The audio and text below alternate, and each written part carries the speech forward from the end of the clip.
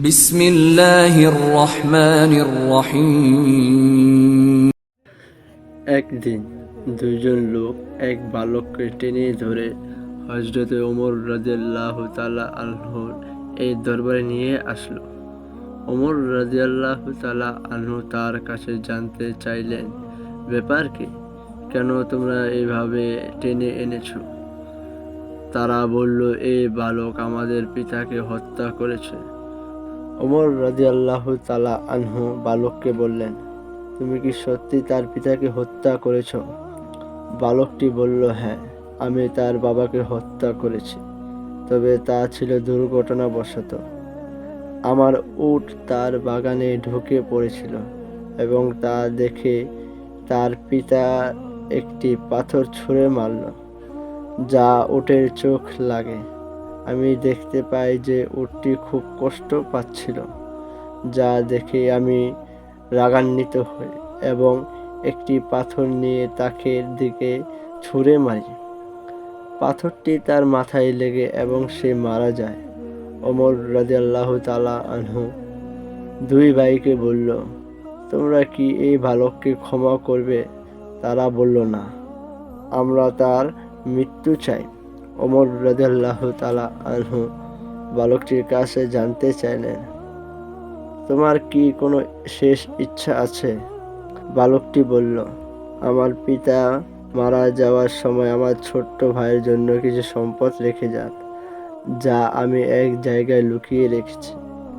আমি 3 দিন সময় চাই, যাতে আমি সেই জিনিসগুলো আমার ভাইকে দিয়ে আসতে পারি। আমার কথা আপনি বিশ্বাস করুন। ওমর রাদিয়াল্লাহু তাআলা আনহু বললেন, আমি তোমাকে বিশ্বাস করতে পারি যদি তুমি একজন জামিন জোগাড় করে দিতে পারো, যে নিশ্চয়তা দিবে যে তুমি ফিরে আসবে। বালকটি দরবারের চারিদিকে তাকানো, কিন্তু এত মানুষের মধ্যে কেউ তার জামিন হলো না। সবাই নিচের দিকে তাকিয়ে রইল। হঠাৎ দরবারের পেছন থেকে একটি হাত উঠল। কার হাত ছিল এটি? তিনি ছিলেন বিখ্যাত সাহাবী আবু যর গিফারি রাদিয়াল্লাহু তাআলা আনহু। তিনি বলেন, আমি তার জামিন হব। চিন্তা করুন, জামিন মানে হলো যদি বালকটি ফিরে না আসে, তবে আবু যর গিফারি রাদিয়াল্লাহু তাআলা আনহু শিরচ্ছেদ করা হবে। সুতরাং বালককে ছেড়ে দেওয়া হলো। প্রথম দিন গেল, দ্বিতীয় দিনও বালকটি আসলো না। তৃতীয় দিন দুই ভাই আবু জাফর গিফারি রাদিয়াল্লাহু তাআলা আনহুর কাছ থেকে গেল। আবু যর রাদিয়াল্লাহু তাআলা আনহু বলেন, আমি মাগরিব পর্যন্ত অপেক্ষা করব।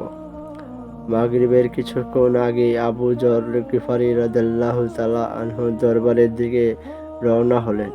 মদিনার লোকজন তার পেছন পেছন যেতে লাগলো। সবাই দেখতে চান কি ঘটনা আজকে। আবু যর রাদিয়াল্লাহু তাআলা আনহু একটি ভালুককে ভুলের কারণে আজ জীবন দিচ্ছে। হঠাৎ আজানের কিছুক্ষণ আগে বালকটি দৌড়ে আসলো। লোকেরা সবাই অবাক হলো।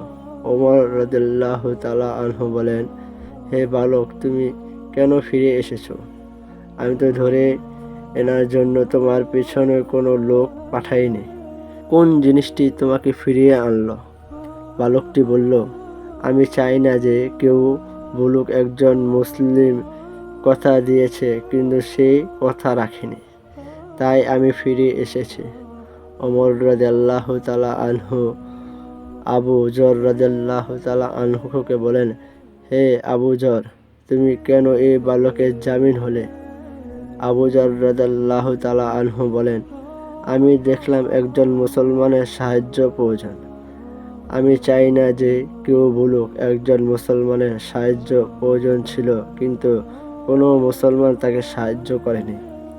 এই কথা শুনে অভিযোগকারী দুই ভাই বলল, আমরাও চাই না যে কেউ বলুক একজন মুসলমান ক্ষমা চেয়েছিল, কিন্তু অন্য মুসলমান তাকে ক্ষমা করেনি। এভাবেই বালককে ক্ষমা করা হলো।